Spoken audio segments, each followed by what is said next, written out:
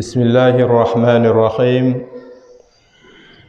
الحمد لله رب العالمين الصلاة والسلام على رسول الله وعلى آله وصحبه وسلم تسليما كثيرا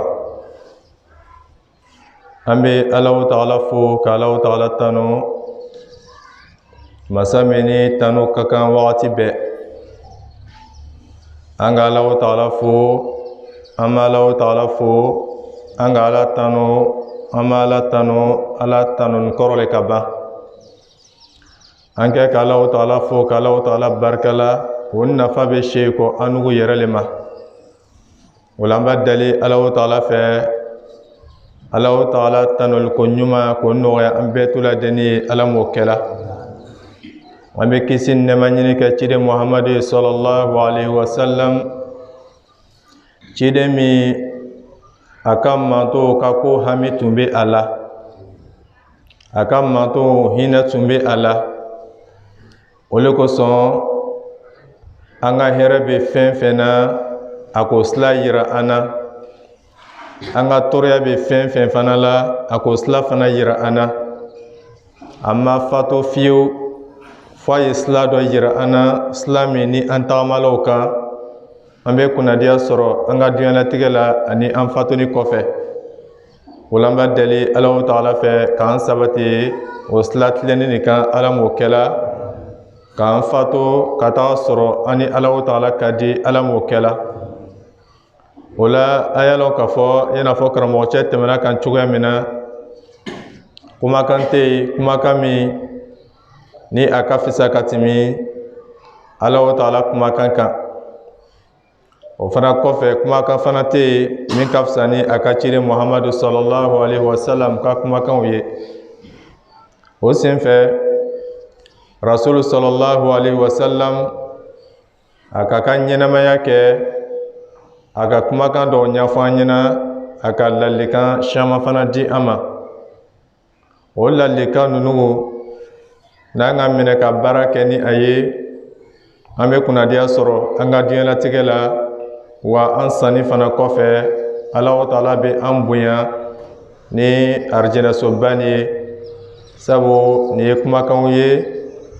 kumakan min ni a tɛ fɔla a yɛrɛ ma ten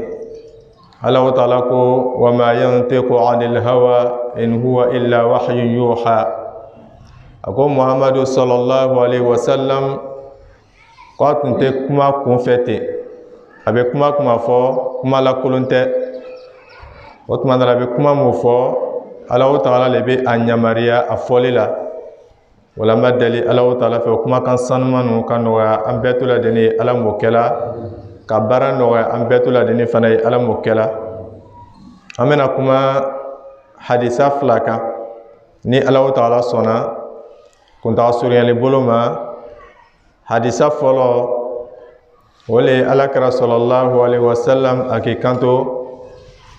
ma min musibatin tusibu almuslim illa kaffara Allahu biha anhu hatta shawkati yushakuha muttafaqun alayhi ni hadisa ye min bɛ an nisɔndiya ni ye hadisa ye min bɛ an dusu suma ni hadisa ni a bɛ kuma la lajarabilu mu ani masuba min bɛ silama sɔrɔ yala masuba mu bɛ an sɔrɔ la an ka diɲɛlatigɛ nin kɔnɔ sara t'a la wa walima sara b'a la nafa t'a la wa walima nafa b'a la ni hadisa ni a bɛ kuma la o le kan ni hadisa ni ye hadisa sanuma ye min ye hadisa sɔhani ye min ye hadisa gbɛni ye min minɛna ka bɔ rasulu fɛ sallallahu alaihi wasallam ni a minɛna mun y'a lakale o ye halisa lɔnnibagabaw bolo bɛ kɛla m'o ka hadisa la min ye Bukhari ye ani Muslim an y'a lɔn k'a fɔ hadisani akoroydi alakira ko sallallahu alaihi wasallam ma min musibatin ako akela masuba o masuba tusibu almuslim ni o masuba be silama soro illa kaffara Allahu biha anhu fo o be kɛ sababu ye Allahu Taala be a jurumuw yafa fo o masuba o be kɛ sababu ye ka a tigilamɔgɔ jurumuw yafa hatta shawkati yushakuha ko fo ka taga se wani ma wani min be a sen sɔgɔ wani min be a sɔgɔ o la silamaw ni hadisa ni hadisa bay ni hadisa ni a be mun le yira an na fɔlɔ a b'a yira na k'a fɔ masuba yɛrɛ o ye Alahu Taala ka danfɛn de ye ni masuba k'i sɔrɔ masuba t'i sɔrɔ a yɛrɛ ma ten fo Alahu Taala le b'a latigɛ ko ni masuba ni b'i sɔrɔ o masuba ni Alahu Taala ka danfɛn dɔ le bɛ o la sani bɛ limaniya masuba ma masa min yɛrɛ ka masuba ni da i ye limaniya o masa ni ma o masuba ni a suguya ka siya bana o ye lajarabili ye o ye masuba ye saya o ye lajarabili ye o fana ye masuba ye fagantaya o fana ye masuba ye o ye lajarabili ye a b'o cogo la fana haminako mun bi sɔrɔ ni bɛɛ t'u ladeni ye masuba ye ni bɛɛ t'u ladeni ye lajarabili ye yalɔn k'a fɔ silama bɛ lajarabi cogoya min na masuba bɛ silama sɔrɔ cogoya min na masuba fana bɛ kafiri fana sɔrɔ o cogoya kelen de la mais silama ale bɛ nafa sɔrɔ a ka masuba la a ka lajarabili la nka silantan ale tɛ nafa foyi sɔrɔ a tɛ nafa foyi sɔrɔ a ka lajarabili la o le b'a yira na k'a fɔ ko masuba mun bɛ an sɔrɔ an ka duɲalatigɛ la Alahu Taala kɛni bɛ ka sara dɔw labɛn k'a di an ma Alakira sallallahu alaihi wasallam a ka fɔ min kɛ ko masuba o masuba n'o bɛ silama sɔrɔ donc ko masuba ni nga yirila k'a fɔ a suguya ka siya adamaden i tɛ kɛ duɲalatigɛ nin na ni Alahu Taala t'i lajarabi o le kosɔn ni ka ciden tɛmɛn'o filɛ Alahu Taala k'o lajarabi ka caya sabu ko kun ka di Alahu Taala ye ni ko ka di Alahu Taala ye a b'i lajarabi ka caya mais lajarabiliw a tɛ suguya kelen ye tuma dɔw la Alahu Taala bɛ bana dɔ la i kan o t'a yira k'a fɔ k'i ko man di Alahu Taala ye i ko ka di Alahu Taala ye tant que n'i ye silama le ye tuma n'i ka ye ile ye silama ye Alahu Taala ka lajarabili dɔ la i kan i ko ka di Alahu Taala ye bana nin b'i minɛ a bɛ mɛn i la i bɛ fira sugu siyaman kɛ a tɛ nɔgɔya bana nin i bɛ la n'a ye i bɛ wuli n'a ye i bɛ taa baarakɛyɔrɔ n'a ye mais bana nin kɔni b'i la ni bana nin i dusu bɛ kasi ni bana nin tɔɔrɔyaw bɛ wara i fari la tuma dɔw la ka sunɔgɔ su fɛ o bɛ gwɛlɛya i ma a b'i dimi ani o ɲɔgɔnnaw mais yalɔn k'a fɔ o fana ye lajarabili dɔ le ye Alahu Taala ka la i kan sabu Alahu Taala a bɛna o bana kɛ sababu ye k'i julumu yafa k'i saniya ka bɔ i julumu la tuma tuma ni saya k'i sɔrɔ k'i to lajarabili ninnu la siga foyi foyi t'a la Allahu Taala i bɛ taga fɛ ka taga sɔrɔ i saniya ninnu i gbɛn ne i julumu yafa ne k'an julumu yafa Ala m'o kɛ la i ka bana juguyala cogo cogo a tɛna se nabi ɲuman dɔ ta la min ye Ayubu ye alayhi salam Ayubu ale tun ye Allahu Taala ka nabi ɲuman Allahu Taala ka bana la kan bana nana kana juguya fo tumu dola la donc Allahu Taala k'o k'a ma hɛrɛ ye yalɔn k'a fɔ bana b'i sɔrɔ i ka diɲɛlatigɛ la i y'i jija i kana don yɔrɔ la i man kan ka don yɔrɔ min na sinon i bɛ fɔn i ka lajarabili nafa la i kana taga yɔrɔ la filankafoya bɛ yɔrɔ min na sinon i bɛ fɔn i ka lajarabili nafa la yalɔn k'a fɔ mansa min ka bana nin dan masa kelen ni ale Allahu Taala le bɛ se ka o bana wuli ka bɔ i kan ni bana ni i bɛ fira mun ta la fira ye sababu le ye ni Allahu Taala ka baraka don fira la fira bɛ nafa ɲa o de kosɔn tuma dɔw la dɔgɔtɔrɔ yɛrɛ bɛ bana fira dɔ ɲini fɛ k'i y'a kɛ k'i ka bana fira le bɛ nin ye mais i b'a kɛ i t'a nafa ye mun na parce que Allahu Taala ma baraka don a la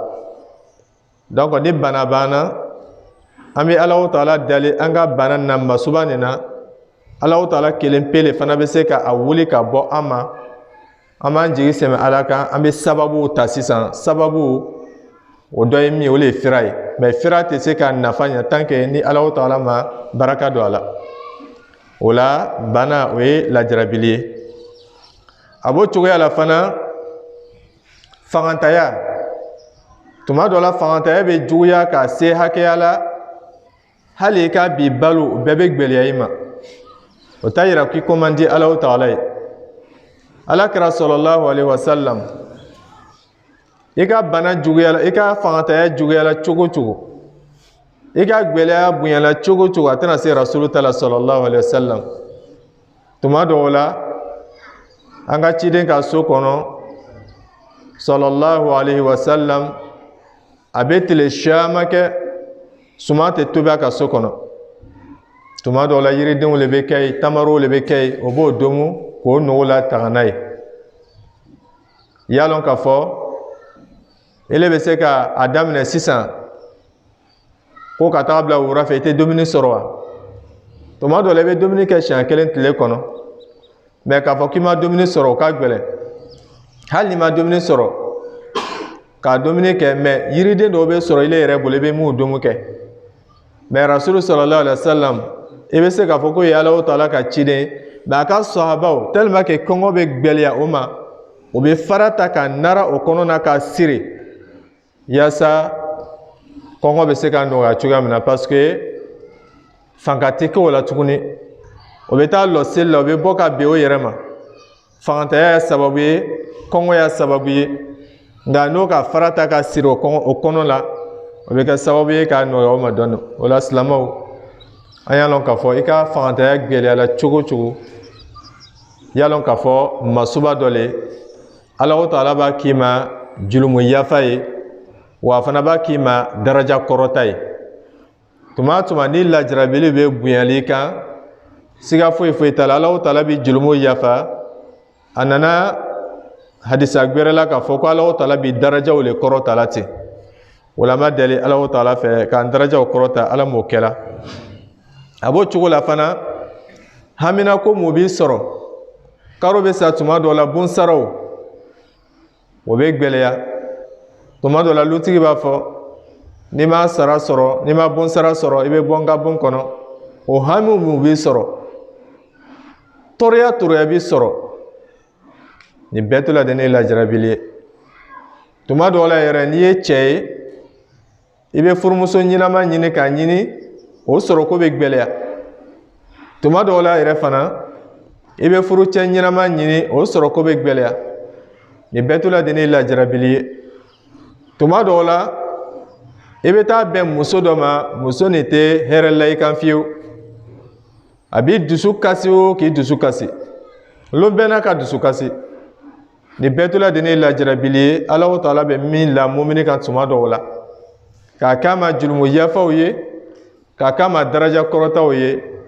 i n'a fɔ ciden dɔw tɛmɛna cogoya min na Nuhu alayhi salam a muso ma sɔn a ta ma Lutu alayhi salam a muso fana ma sɔn a ta ma diɲɛ siginin bɛ o le kan o ye lajarabili so ye yalɔn k'a fɔ tuma dɔw la i bɛ bɛn furu cɛ dɔ ma min tɛ ɲasuma fiyewu depuis i donna furu nin kɔnɔ don min na ɲagban o ɲagban i ma dususuma yɛrɛ sɔrɔ a ka furu kɔnɔ nin bɛɛ to la de ne ye lajarabili ye tuma dɔw la Alahu Taala b'a la mumini muso kan o lajarabili nin tuma dɔ la den dɔ bɛ se k'a d'i ma Alahu Taala bɛ den dɔ d'i ma den nin bɛ diya i ye kosɛbɛ den nin a b'a den to i dusukun na a bɛ den nin minɛ i la nin ye masuba ye olu kosɔn Alahu subhanahu wa taala ko mɔgɔ mun ni masuba k'o sɔrɔ qalu inna lillahi wa inna ilayhi raji'un k'an bɛɛ to la deni ye Alahu Taala ta wa an bɛɛ to la deni bɛna se kɔ ka taa Alahu Taala kelen de ma sabu Alahu Taala ka fɛn fɛn d'i ma i ka diɲɛlatigɛ la Alahu Taala ka d'i ma karifa le n'a minɛ waati sera a bɛ minɛ i la a bɛ den nin diɲɛ ye to i dusukun na i ka di den nin ye a bɛ den nin bara ka a b'a minɛ ten tuma dɔ la den kelen pewu le b'i bolo nin bɛɛ to la deni lajarabili ye olu ye alikiyamadenw le Alahu Taala bɛ taa fisamantiya baw d'i ma ka place baw d'i ma alikiyama kɛnɛ kan k'an ta k'o ye Ala m'o kɛra o la silamɛw tuma dɔw la i ma se yɔrɔ si fɔlɔ Alahu Taala b'i facɛ minɛ i la walima i b'i bamuso minɛ i la nin bɛɛ to la deni ye lajarabili ye min bɛ mumini sɔrɔ tuma dɔw la n'i ye silamɛ ye Alahu Taala b'i lajarabi ni nafolo yɛrɛ ka tiɲɛ nafolo b'i bolo ka taa sɔrɔ i ye silamɛ le ye i bɛ Alahu Taala ka hakɛw bɔla nafolo nin na nka Alahu Taala bɛ se k'i lajarabi tuma dɔw la fana nafolo nin bɛ taa tiɲɛ yalɔn k'a fɔ karifa dɔ le Alahu Taala ka d'i ma a b'a minɛ i la k'a filɛ yala i bɛna se ka sabari ale Alahu Taala kɔrɔ wa ninnu ye lajarabiliw ye n'a lali kan hɛrɛ caman b'a kɔfɛ o la yalɔn k'a fɔ adamaden tuma o tuma ni masuba dɔ k'i sɔrɔ lajarabili dɔ k'i sɔrɔ gbɛlɛya dɔ k'i sɔrɔ dusukasi dɔ k'i sɔrɔ a tɛ taga ten gansan Alahu Taala bɛ i darajaw kɔrɔta a bɛ jurumuw yafa a bɛ a k'i ma hɛrɛ ye tumana min na k'a fɔ ko fo ka taga se wani ma wani min b'i sɔgɔ o b'a yira an na k'a fɔ masuba dɔgɔyala cogo o cogo i tɛ bɔnɛ hali i bɛ dusukasi min kɛra segɔni kelen dusu bɛ bɔ min kɛ hamina ko dɔ la Alahu Taala b'a bɛɛ to la de ni kɛ i ma lajarabili ye ka kuma laban ni hadisa nin kan an y'a lɔn k'a fɔ diɲɛ sigila lajarabiliw le kan i sɔnna o i bɛna lajarabi i ma sɔn i bɛna lajarabi mɛ i ye sɔn ni lajarabili nin ma sabu masuba dɔw le Alahu Taala ka o latigɛ nin dan depuis san ni dugu ma dan san 50 Alahu Taala ka latigɛ dan k'a bila n'i nana diɲɛ kɔnɔ i tɛna bɔ a kɔnɔ fiyewu f'i bɛ lajarabi n'i sɔnn'o ma k'i la ko to Alahu Taala bolo lajarabili bonyala cogo cogo k'i la ko to Alahu Taala bolo i m'i la ko di jɛnɛ ma i m'a di wɔkulɔ ma i m'a di mɛlɛkɛ ma i m'a di fɛn foyi foyi ma i k'i jigi sɛmɛ Alahu Taala kan ka sababu ɲumanw ta min t'i lase filankafoya ma min t'i lase Ala sɔsɔ ma Alahu Taala a bɛ daraja kɔrɔtaw d'i ma a bɛ place baw d'i ma arijinɛ kɔnɔ a bɛ jurumuw yafa a bɛ hɛrɛ caman k'i ye o la an b'a deli Alahu Taala fɛ ka bɛnsɛmaw di an ma Ala m'o kɛla lajarabili min b'an sɔrɔ an ka diɲɛlatigɛ kɔnɔ ka kɛ anw ma jurumu yafa ani daraja kɔrɔta ye ani arijinɛ so ye Ala m'o kɛla